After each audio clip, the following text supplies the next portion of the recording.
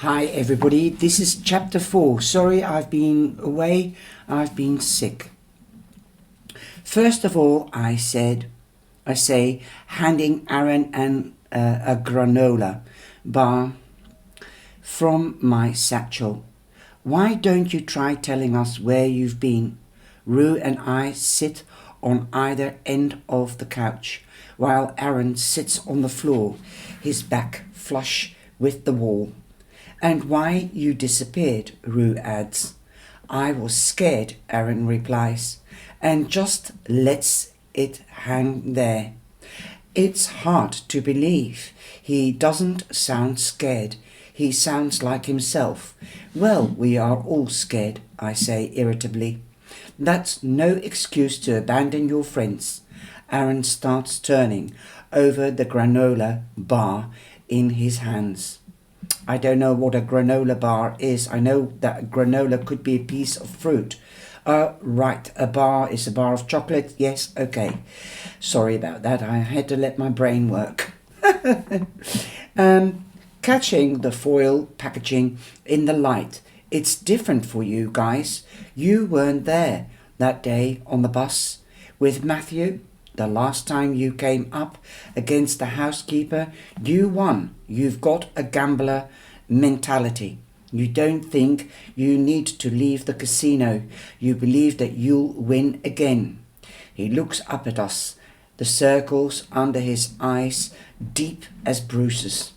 But when I hear the housekeeper coming, all I know is that I'm going to be found dead next to someone I care about, or they are going to wake up dead next to me. So, what, you would rather be alone? I asked, perhaps a little too drearily. Then find another's friend's corpse? Yes, he says. Neither of you have seen a dead friend. What if it was Lily or Fiona? That's your last image of them forever, you know. Neither Rue nor I know how to respond. Does Aaron really believe there is no chance of us winning, particularly when things have been so quiet for weeks? There's something else, he says, getting back on his feet. My visa. Your visa?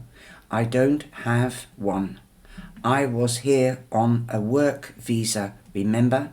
Under the children's sponsorship. Now I'm here illegally. Rue snorts. Oh, come on. What? Aaron replies, immediately defensive. You are a white American, Rue says flatly. No one in Irish immigration is going to throw the book at a white American. Get real. I am being real, Aaron snaps. Why do you think there hasn't been a single mention of Heather Banbury in the newspapers? Dory has everyone in her pockets. She's a puppet master. I've had to throw another phone away because I keep getting calls about my status, and these were not friendly calls.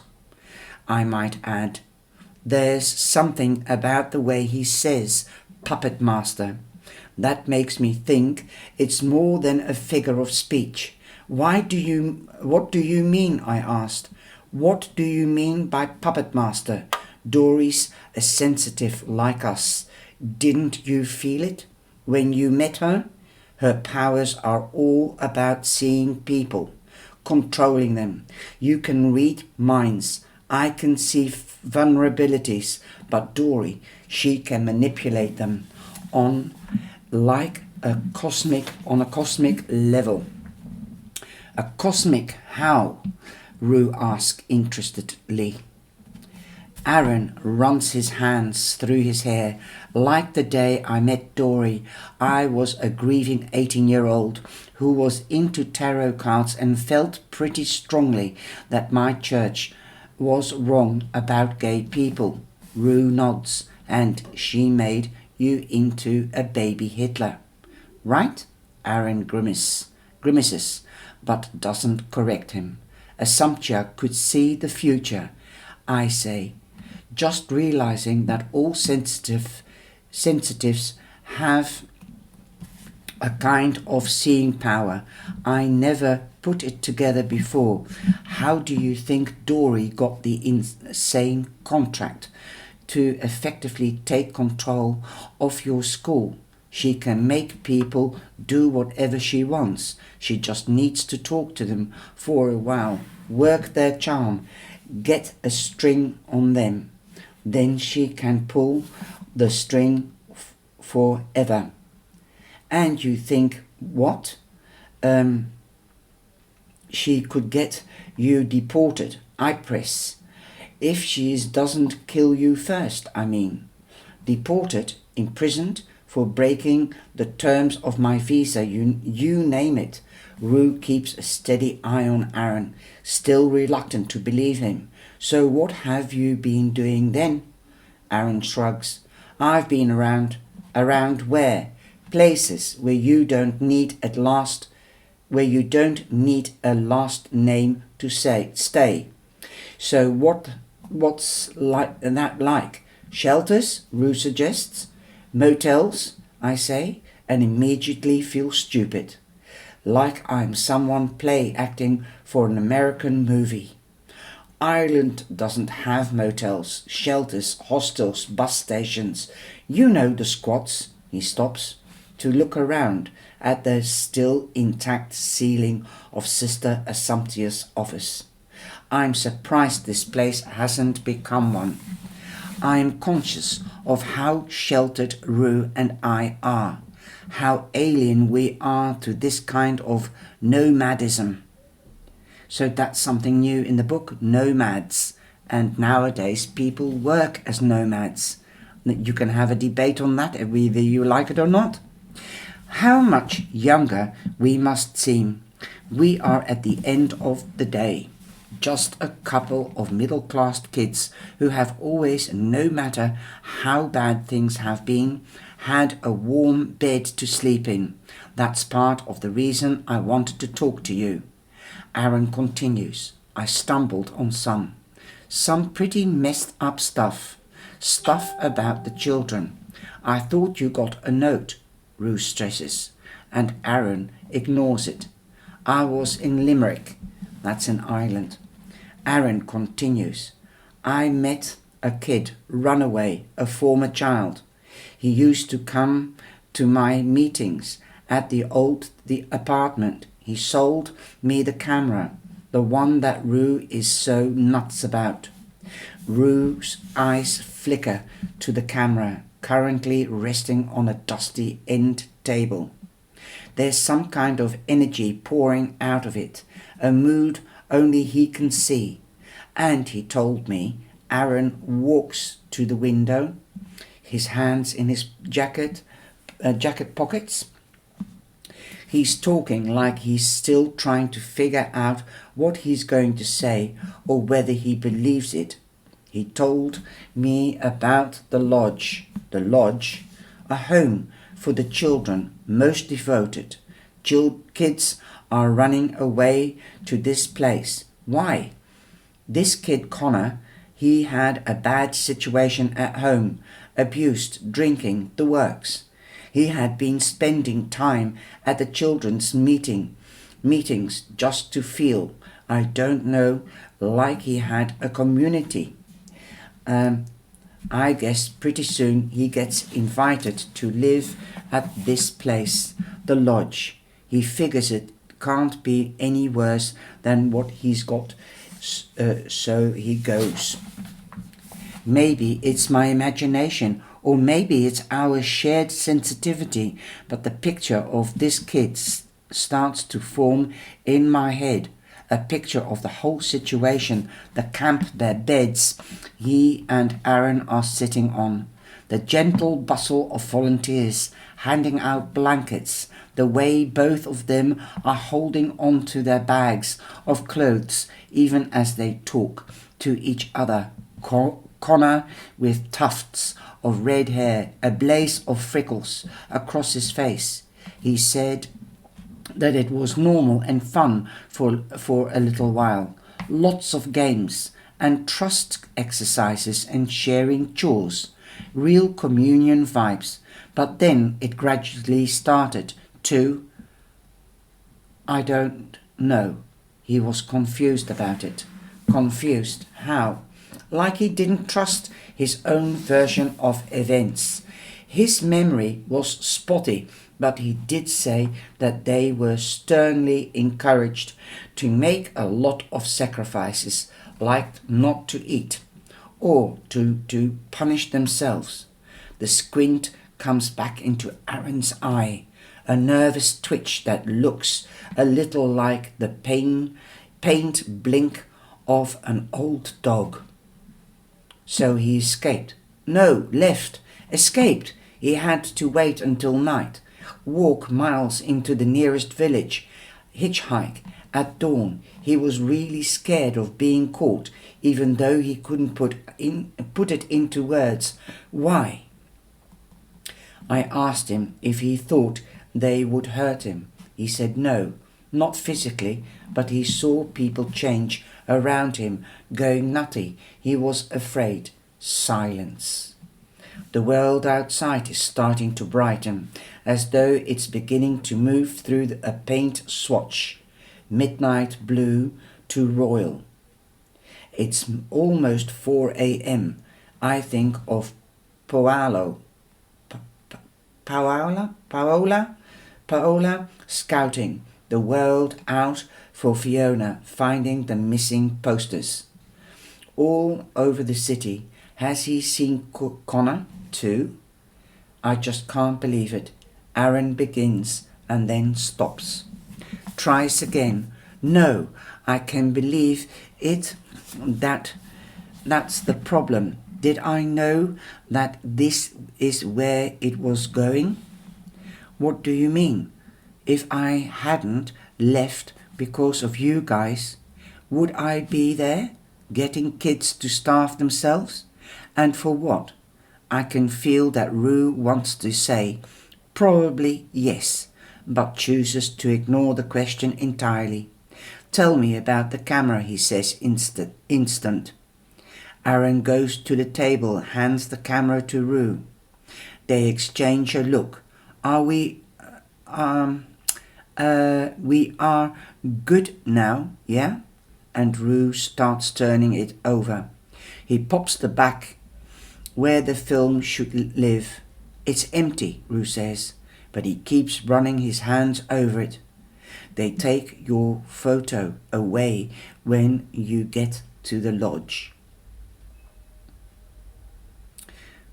They take your photo away when you get to the lodge, Aaron continues, but they give you one of these instead. Pretty crappy trade, Rue says. I guess, but I think part of the allure of this place is, we are going to unplug, go off the grid. Phones are running our brains, blah, blah, blah. I reason they probably are, so they give them these cameras instead, and it's very, we are going to make amazing memories. We are going to scrapbook. We are going to build a wall of photos as we make our new home. Beautiful.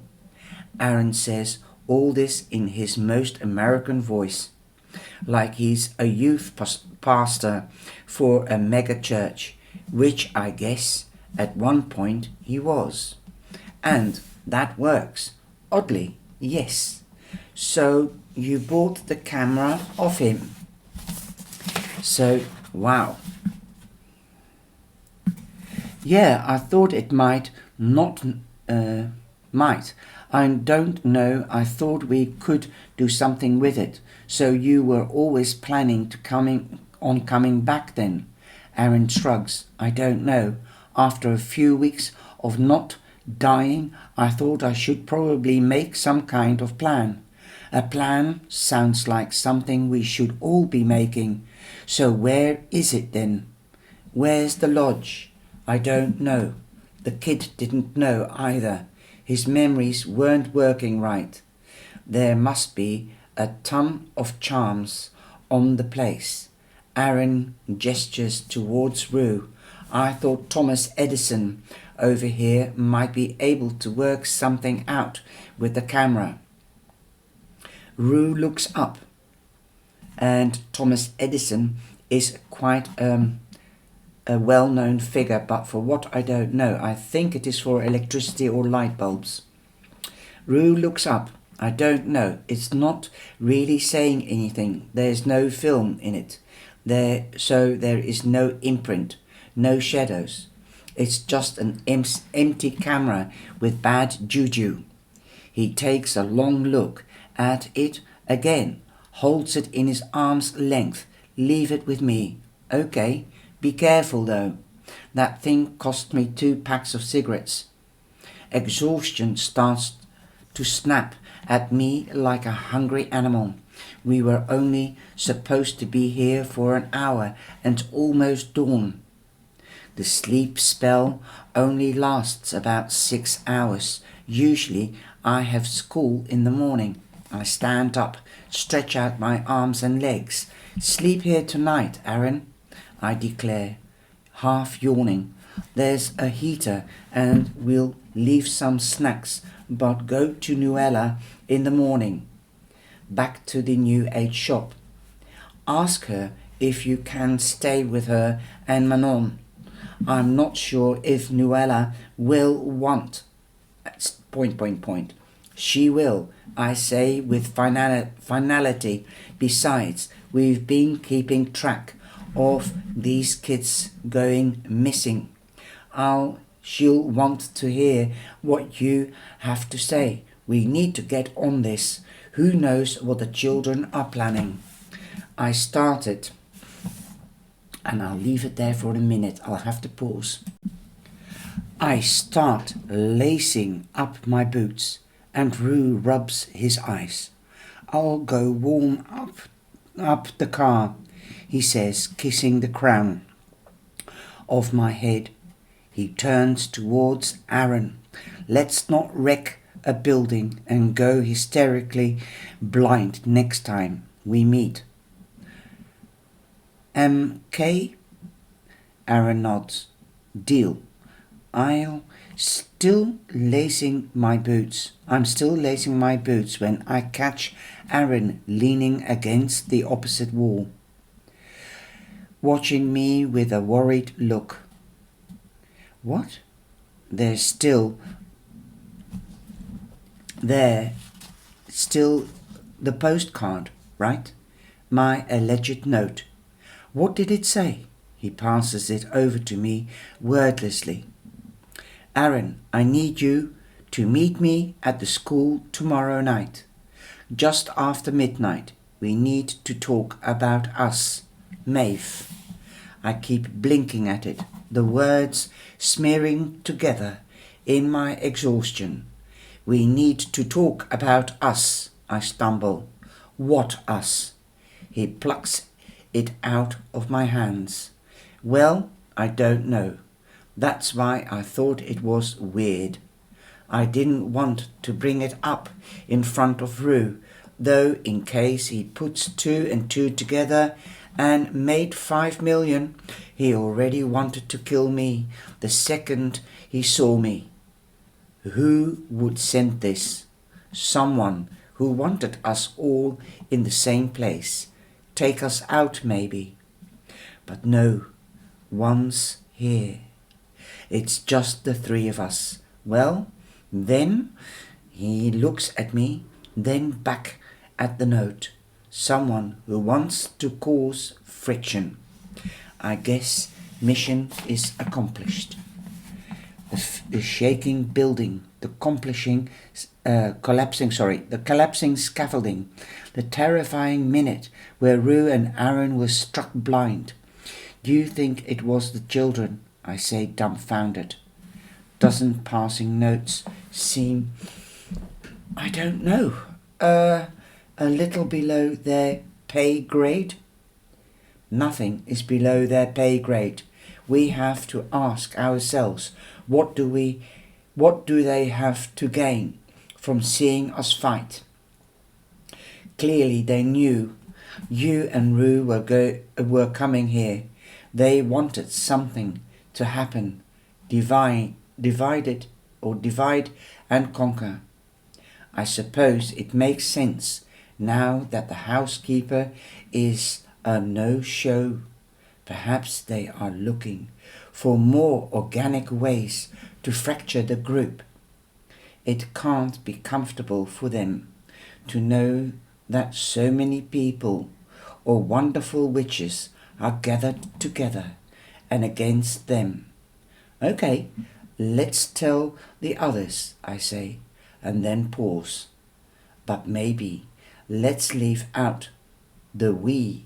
We need to talk about us a bit. I'm really extremely tired. As I said, I have been ill. Aaron cocks his head. Are you and Rue really that unsure of each other? He knows there's no us. There's never was. I don't really know what I'm getting at, except that Aaron is back, and we have to be able to work together. If tonight's performance is anything to go on, Rue and Aaron need very few excuses to fight. I just don't want to make things more difficult than they have to be. Aaron nods, takes a lighter from his pocket and sets the postcard alight. I watch it burn for a moment and wonder if truly innocent people set fire to things. I head out to the car, my head aching from the tiredness, deep pressure forming at my temples. Is he all right? Rue asks. I don't know, I say, and then a new fear unfurls in my chest. They've been watching us. Ooh. And I'm tired and I'm feeling their energy just reading this. So I hope you can look within you, and how do you feel with all this energy going out? Does it make you tired or does it make you excited for the next chapter? Let me know in the reactions below. Thank you. Take care. Be blessed. See you in the next chapter.